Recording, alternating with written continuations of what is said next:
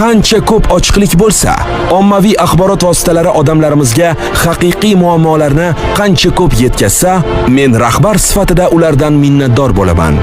Shavkat Mirziyoyev.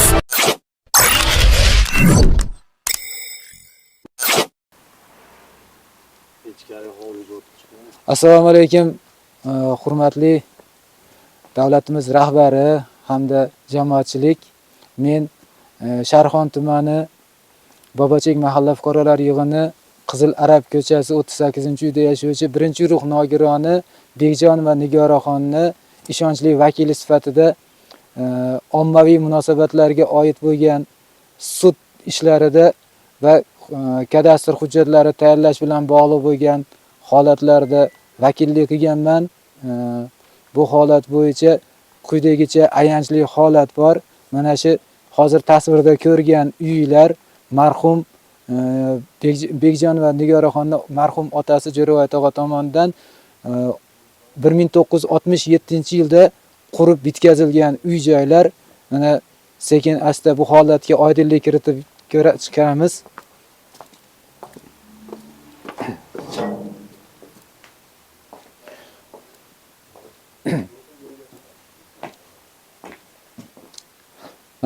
Birinchi guruh nogironi shu ahvolda hozirgi kunda Yo'parada turgan uyda yashaydi.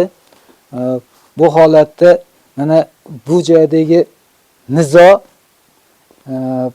Sharxon tuman hokimini 2019-yil 10-iyundagi 1443 sonli mulk huquqini e'tirof etishga oid bo'lgan qarori bilan bog'liq. Hozir sizlarga bir rivojdan tushuntirishga harakat qilaman. Mana shu Yo'parada ko'rinib turgan uy-joylar marhum Jo'rabay tog'a tomonidan 67-yilda qurib bitkazilgan bir xona uy va tandir oshxona sifatida foydalangan naves bo'lgan.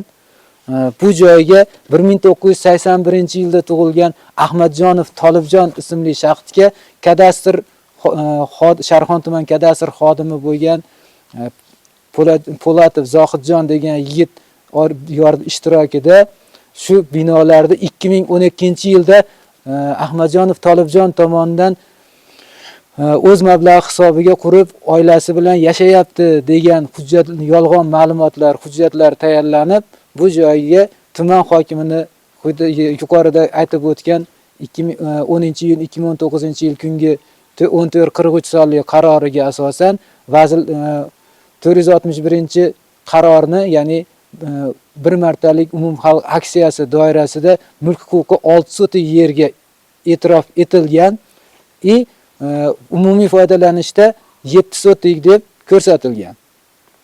Bu bo'yicha keyinchalik bu holatda xabar topib Bekjon va Nigoraxonni nomidan Andijon tumanlararo ma'muriy sudiga ushbu hokim qarorini haqiqiy emas deb topish bo'yicha murojaat qilib shikoyat ariza kiritilganda birinchi marotaba ishni ko'rgan sudya shikoyat arizani qanoatlantirgan. Keyingi holatda bu uylarda aksiya doirasida qilinishda 461-sonli qarorda nizomida ko'rsatib qo'ygan bandi bor.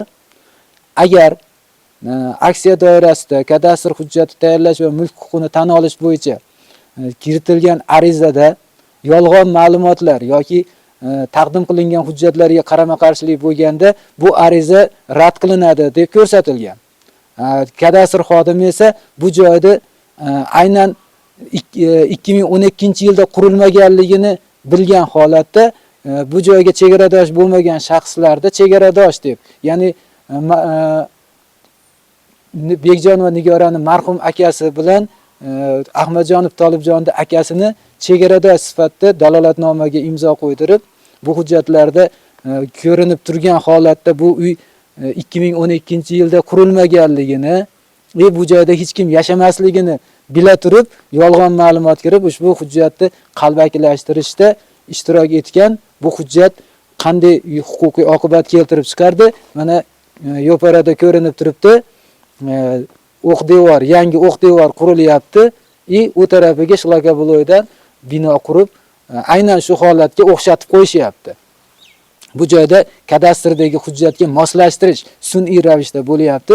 Bu 2025-yil noyabr oyida bo'lyapti. Bu holat bo'yicha Ahmadjonov Tolibjon ma'muriy Andijon tumanlararo ma'muriy sudida yangi ochilgan holat bo'yicha, ya'ni Jo'ravoy tog'ani nomiga mulk huquqini e'tirof etadigan uy-joylar unga tegishliligi to'g'risida ma'lumot yo'q. Shuning uchun arizachilar manfaatdor emas bu ishdan degan vaj bilan yangitdan ishni ko'rish jarayonida ariza rad qilinishiga sabab bo'lib qolgan. Aslida qonun bo'yicha fuqarolik qonunchiligi bizi O'zbekiston amaldagi qonunlarda belgilab qo'yibdi. Oldin manfaat vujudga keladi, manfaat ortidan huquq tasdiqlanadi. Chunki bu narsani shunday oddiy ifodalash mumkin. Bu narsa sudlar tomonidan ko'proq talqin qilinadigan narsa avtotransport vositasini boshqarish. Avtotransport vositasini boshqarish uchun u boshqarayotgan shaxsga manfaat bo'lish kerak. Undan qandaydir foyda ko'rish kerak.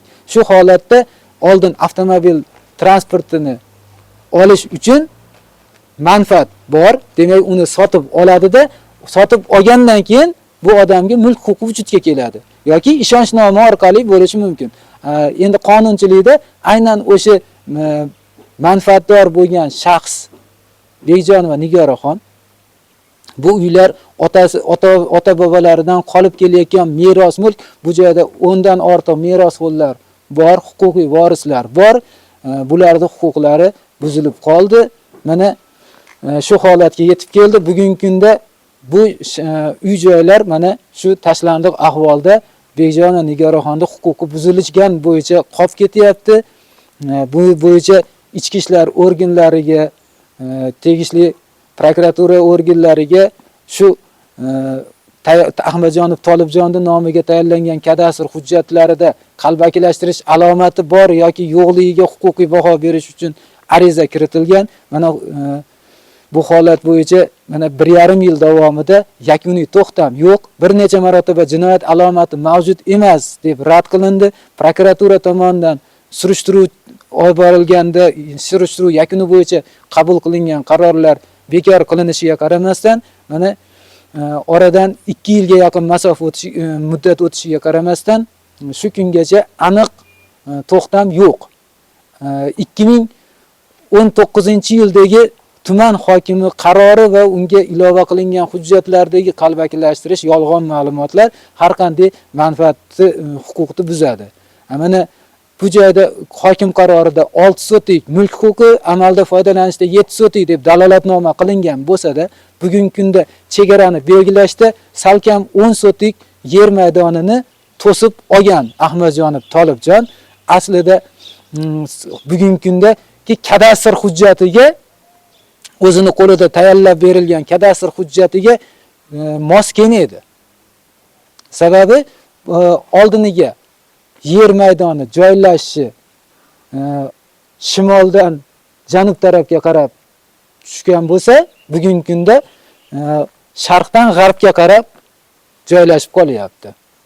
Buni o'zaro kelishdik degan fikrni aytishgan bilan bu joyda faqat agar bugungi kunda betonni devorni sharq shimoldan g'arbga qarab quradigan bo'lsa, asosiy dalil sifatidagi bo'lgan eski 67-yilda qurilgan uy buzilib ketmasligi uchun bu narsaga aniqlik kiritilgunga qadarlik rozilik berilgan. Hozir mana Bekjonova Nigoraxonning haqiqiy holatini, yashash sharoitini ko'ramiz.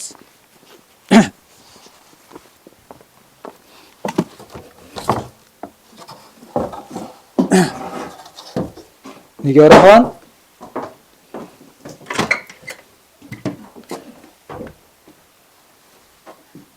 Nigoraxon hozir olib ketib shekilli akasi.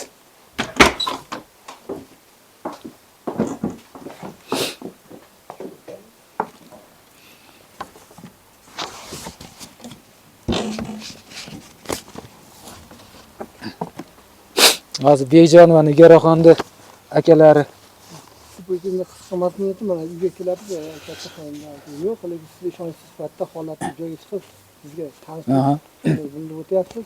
Shu bo'yicha endi peshqadam nazar tartibga olish bo'yicha o'zingiz fikringizni bildirib o'ting.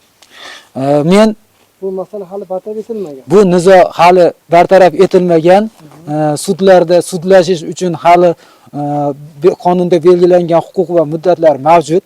Qachonki hozirgi aytilgan tartibda hujjat qalbakilashtirish holati bo'yicha ma'lum bir tegishli surishtiruv tergov organlari, prokuratura tomonidan bu holatlarga huquqiy baho berilsa, agar hujjat qalbakilashtirishga asoslanib buni qalbakilashtirishda ishtirok etgan kadastr xodimiga nisbatan qonunda chora jazo qo'llash muddati o'tgan bo'lsa-da, qalbaki hujjat mavjudligini bila turib foydalangan shaxsga 228-moddani 3-qismiga asosan qonunda belgilangan jazo chorasi ko'rish mumkin. Shu holatlar oydinlik kiritilgandan keyin ishni yangi ochilgan holatda ko'rib chiqib, ma'muriy sudni va fuqarolik ishlar bo'yicha Bo'ston tumanlararo sudlarini chegarani belgilash, yerni qonun egasiga qaytarish to'g'risidagi ishlar yangi ochilgan holatda bekor qilinib, Bekjon va Nigoraxon va uni yaqin qarindoshlarini meros huquqlari, buzilgan huquqlari tiklanishi mumkin. Shuning uchun ommaviy axborot vositalaridan iltimosimiz shu ma'lumotlarni jamoatchilikka oshkor qilib, olib chiqib, jamoatchilik fikrini o'rganib, buni Prezident administratsiyasi va boshqa nazorat organlari orqali o'z nazoratiga olib, kelgusida bu mavzuga yana qaytib, shu qizni huquqlarini tiklashda amaliy yordam berishingizni iltimos qilaman. Bizga hozir umumiy suhbatimiz jarayonida ham yo'ldoshlik qilayotgan shaxsimiz Bekjon Nigoraxonning akasi Jo'rayev Rejaval aka, Bekjonov Jo'ravoyni ikkinchi o'g'li bo'ladi. Bu yerda marhum otasi qurgan uylar mana borib syomka jarayonida bu akamiz singlisi bilan kasalxonada ekan, mana keldik, mana o'zlari mana o'ziga holat bo'yicha qisqacha tushuntirish berib o'tadi. Men Jo'rayev Rejavalman. 1963-yilda tug'ilganman. Biz 22-yil kam o'tgandan beri mana joylarimizni noqonuniy egallab olgan ekan, bilganimiz yo'q. Shundan xabar sotga bergandan keyin bildik. 22-yilda bildik. Ahmadjon Tolibjon. O'shani sotga bergandan keyin bildik, xabar topdik. Undan beri mana qayerga borib murojaat qilamiz, hech qanday natija yo'q. Hech kim bizdan so'ramayapti. Hech qanaqa nima bo'lmayapti. 4 yildan bormagan joyimiz qolmadi. Iltimos sizlardan men yordam qilishlarini so'rayman. Shuhratbek Abdurahmonov prezidentimizga iltimos qilamiz. Kadastr xodimlariga ham yordam qilib, mana shu Nigoraxonning singlimizni yerlarini qaytarib berishni so'rayman. Bu bo'yicha mahalliy idoralarga chiqqanmisiz? Chiqqanman, har doim boraman, mahallakamdan xabar bor. Barash tomon bo'lyapti-da, hech qanaqa natija yo'q. Hammasiga borganman. Ular nima mazmunda javob beryapti? Qaror chiqqan ekan, nima qilib beraveramiz, hech qanaqa nima yo'q, qo'lda dokument bor ekan deyapti, qalbaki dokument hech kim surishtirmayapti. Qog'ozga kelishuv bo'lgan xolosda, hech qanaqa nima oldi berdi bo'lmagan. Kelishuv kadastr qolgan ekan. Biz bilmaymiz, qo'l qo'yganimiz ham yo'q, boshqa qilganimiz yo'q, mana singlim ham qo'l qo'ymagan. Hech qanaqa natija yo'q. U tomonga qani qog'ozing deyapti, qo'lingda qog'ozing qani deyapti. Men otamdan qolgan uy joy bo'lsa, qanaqa men nima qilaman? Eski uy joylar, endi men hozir qarayapman nogironga. O'zi mahalla, o'zi eski shu mahallani o'zini qog'ozi ro'yxatlar. Shu bormi? Bor. Bu sizlarda bor, ha, bor. Qishloq xo'jaligini qildakimlar bor. Faqat bizda kadastrimiz yo'q xolos, kadastr qilinmagan. Bu endi kasr yaqinda. Ha, qo'ni-qo'shnilarimiz qilmagan, bizniki yo'q xolos, mana shunday nima bo'lib, shuni rukas qilib bizni nima qilyapti. Tegishli mas'ullardan nima so'rab qolasiz? Mana shu uy-joylarimizni qonuniy qilib o'zimizga qaytarib berishni so'rayman, iltimos qilaman. Kadastr xodimlaridan ham, prezidentimizdan ham iltimos qilaman. Yordam qilinglar. Mana bundan bir necha vaqt oldin biz Bobochak mahallasidagi Bekjon Nigoraxonning uyidagi bo'layotgan noqonuniy holatlar bo'yicha joyini chiqib ko'rib tushuntirish bergandik. Kirganimizda mana Nigoraxon xonasida yo'qligini bilib, akasidan mana surishtirdik. Bugungi kunda mana Nigoraxon Sharxon tumanida joylashgan O'rgizor deb nomlangan xususiy klinikada davolanyapti ekan. Mana meniga ishonch bildirgan birinchi guruh nogironi Bekjona Nigoraxon shu ayol bo'ladi. Mana bu ayol hozir shu yashash xonadoni bilan bog'liq bo'lgan holatlarda o'zini fikrini o'rmaga axborotga beradi. Assalomu alaykum. Men Bekjona ham bo'lmaydim, 7-yil band guruh nogironiman. Men uy-joyman Qatarbeklar qo'shimda olib turgan olgan uy-joyimni olib, bostirib kelib oldi. Men solib men bularga yashayman deb. Men uydan eski bo'libdi. Kuyovim solmaganini bilardi.